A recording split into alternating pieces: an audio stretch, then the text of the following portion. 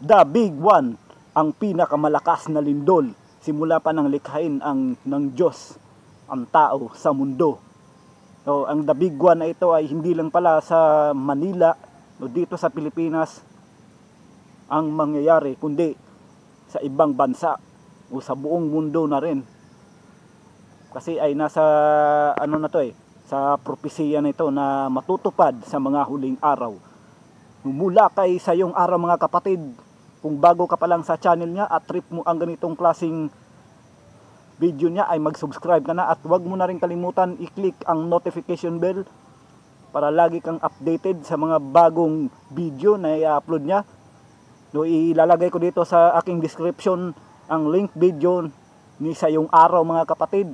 So napakaganda ng mga video na ito, napakaganda ng pagpapaliwanag niya. Kung gusto niyong malaman kung ano ang mga sikreto ng mga iba't ibang relihiyon, ng mga nangyayari sa buong mundo, to madagdagan talaga ang kaalaman mo mga kapatid. So napakaganda ng channel na to. At huwag mo na rin kalimutan mag-subscribe sa channel ko at i-click mo na rin ang notification bell para whenever na lagi kang updated sa mga bagong reaction video na i-upload ko. So huwag na nating patagalin to mga kapatid, kasi wala na rin naman tayong hinihintay na. Simulan na natin.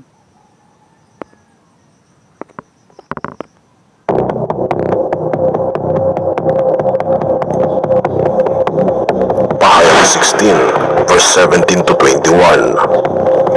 Pagkatapos nito, ibinuhos ng ikapitong anghel ang laman ng hawak niyang mangkok sa himpapawid, at may nagsalita ng malakas mula sa tronong nasa templo. Naganap na, umitla, kumulog, at lumindol ng napakalakas. Ito ang pinakamalakas na lindol mula pa ng likhain ang tao dito sa lupa. Nahati sa tatlong bahagi ang malaking lungsod at nawasak ang lahat ng lungsod sa buong daigdig. Hindi na nakaligtas sa parusa ng Diyos ang tanyag ng Babilonya. Pinainom siya ng Diyos ng alak mula sa kopa ng kanyang matinding puot. Umalis ang lahat ng mga bulong at nawala ang lahat ng mga bundok. Wala ng malaking batong yelo na tumitimbang ng halos 50 kilo bawat isa, at nabagsakan ang mga tao at nawastahan ng mga tao ang Diyos dahil sa nakakapangilabot na salot na iyon. Humanda na kaibigan, sapagkat ang ating pag-uusapan ngayon ay talaga namang nakakamangha at talaga namang... So itong naranasan nila mga kapatid nung una pa hanggang ngayon, nung nabalitaan sa mga TV na kapag umuulan daw ay merong mga yellow o mga ice na mga bilog na parang munggo, yung iba ganito kalaki, so parang bola ng pingpong, ito kalaki. So pagpaparamdam pa lang yan mga kapatid ng Diyos. Sa mga huling araw ay grabe na talaga. Ang laki na talaga ng mga bloke ng bilog na ice ang mahuhulog dito. Mga 50 kilo eh. So mayroon pang diyan na siguradong mamamangha ka talaga sa kapangyarihan ng Diyos na ang ice at ang apoy ay kaya niyang paghaluin. So, parang bulalakaw. So, hindi mo alam na parang bulalakaw na babagsak dito sa mundo, pero hindi mo alam na yun na pala ang kaparusahan ng Diyos. Yun na pala ang hinipa na ng ikapitong anghel ang trompeta, at yun na bumagsak na yung mga yelo na ang lalaki na 50 ang kilo, at merong kasamang apoy, at merong ding mga apoy, parang mga bulalakaw nga na may mga apoy din na may kasamang dugo. So grabe talaga itong mga kapatid ang mangyari sa mga huling araw. So ang makakaranas nito itong mga taong sumasamba sa mga Diyos-Diyosan sa mga rebulto, sa mga mapagkunwari, hindi naniniwala sa Diyos, at mga anti-Kristo. Bukas sa atin ng matinding kaisipan na tayo ay namumuhay na sa huling kapanahunan.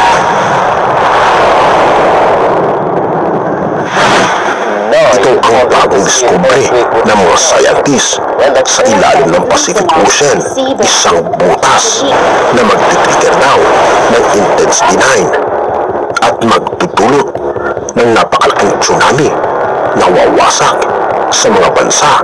Atin itong pag-usapan, mga kaibigan. Isang kamanghamanghang tuklas sa kasaysayan ng mundo, ang isang butas na ngayon lamang nakita ng mga scientifico. Ika pa sa Science and Future. Isang butas ang nakita sa ilalim ng karagatan na magtre-trigger ng mga major earthquakes. Ito ay nakita ng mga scientists sa ilalim ng karagatan. Ito, kaibigan, ay isang particular na butas na sinasabi nilang bad news dahil ang pinakamalakas na earthquake ay mangyayari sa Pacific Northwest ng United States of America sa ilalim ng butas ng karagatan. Sa isang press release, ang mga researchers galing sa University of Washington ay binanggit nila na ang butas sa karagatan ay situated sa coast sa US state ng Oregon sa taas ng Cascadia Subduction Zone Fault. Ang leakage na ito ay nangyayari na at ito ay isang magandang sign na hinog na ito at magkakaroon na ng isang napakalakas na earthquake. Sabi pa ng mga scientifico, ang butas sa ilalim ng karagatan ay tinatawag na PTS Oasis. Ito ay pinangalan pagkatapos ng isang oracle na nagbigay ng propesiya habang siya ay nakaupo sa hot spring sa Pacific Northwest Seafloor at nakita ito noong 2015 lamang. At ngayong ng taon, mga kaibigan, isang journal ang nag-update ng patungkol sa butas na ito na nag-advance na ang posibilidad na ang pinakamalakas na earthquake ay magaganap na dahil nakitaan nila ang mga tectonic lubricant na mga sinyalis, mga kaibigan, na matitrigger na ang matinding earthquake na ito. Binabanggit nila na ito raw ay aabot ng magnitude 9 sa kasaysayan ng Pilipinas. Ang pinakamalakas na lindol na ating naranasan ay magnitude 7.8. Ito ay nangyari pa noong 1800s.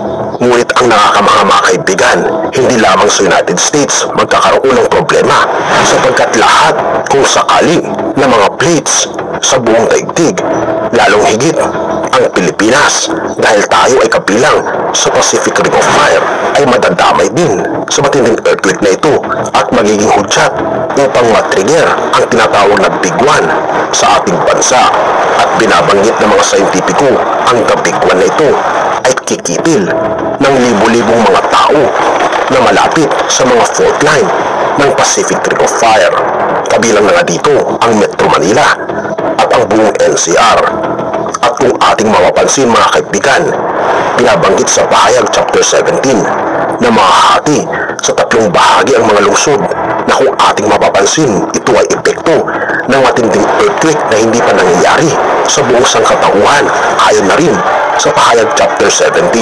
Kaya naman, nais ng ating Panginoon na tayo ay maging handa. Tunay nga, mga kaibigan, na malapit na tayo sa katapusan ng mundo. Hindi na magtatagal, kaibigan, ang ating mundo.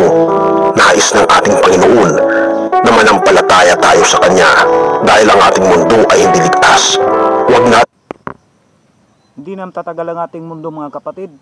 So habang tumatagal kasi ay lalong lumalala ang sitwasyon ngayon.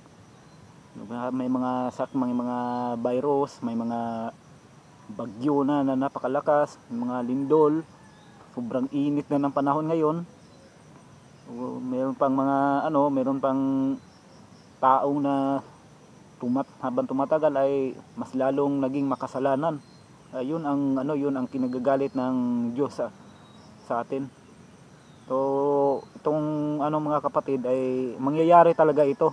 So delikado itong mga kapatid, itong The Big One, kasi hindi ito kagaya ng ng bagyo na madidetect mo. Didetect ng mga dalubhasa sa mga science. Ito ay bigla na lang darating. O hindi mo namamalayan kung ngayon o bukas o sa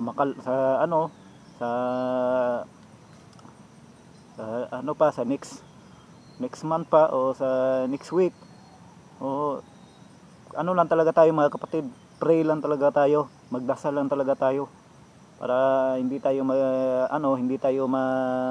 masaktan o hindi tayo sa disgrasya palapit, na sana gabayan tayo ng Panginoong Hesus na tayo ay malayo sa mga delikadong bagay. Protektahan niya tayo, na tayo ay malayo sa mga sa mga mga sakuna. So wag nating murahin o sisihin ang Diyos kung bakit niya ito ginawa, kasi nakapropesiya na ito Itong galit na talaga ang Diyos sa atin. Sabi nga dito na sa galit ng Diyos ay kung gusto niya talagang burahin tong mundo natin ay magagawa niya. Kaso lang unti-unti pa niyang pinararamdam sa atin ang kanyang puot dahil sa sobra na talagang makasalanan ng tao. Kaya gusto niya talagang magbalik loob tayo sa kanya, mga kapatid. Ating mahalin ang mundo o anuman ang nasa mundo, kundi ang tanging mahalin lamang natin ay ang ating Panginoong Diyos. Isama natin ang ating buong pamilya na katulad sa nangyari kay Lot ay itinakas niya ang kanyang mga anak palayo sa mga syudad. Nais ng ating Panginoon na ilayo natin ang ating pamilya sa kasamaan ng mga syudad sa ating daigdig, sapagkat hindi ito magiging ligtas. At nawa ay makita natin ang fortress, ang kaligtasan natin na makakamtan lamang natin sa piling ng ating Panginoong Diyos. Purihin ang ating Panginoong Diyos, mga kaibigan, at salamat sa iyong panonood. Okay, so yun ang sinabi ni sa iyong araw, no? So wala tayong dapat mahalin kundi ang Panginoong Diyos. So napakaganda ng content yung mga kapatid. So bisitahin mo ang mga video niya. So ilalagay ko dito sa ibaba ang link video ng description box ng video nito. So i-click mo to, tapos i-click mo yung video. So marami siyang mga na talagang madagdag kaalaman mo. So talagang maguguluhan ang iyong pag-iisip at marami kang malalaman kung ano talaga ang mga sekreto rin ng mga tinatago ng iba't ibang reliyon. So salamat sa inyong panonood, mga kapatid, at ako po si Dexter Braganza. Huwag kalimutan mag-subscribe sa aking channel. So magpagpalain po kayo ng may kapal. Maraming salamat sa inyong panonood. Magkita-kita tayo sa aking bagong reaction video, at magandang salamat sa inyong panonood at sa pagsuporta sa aking channel, and peace out.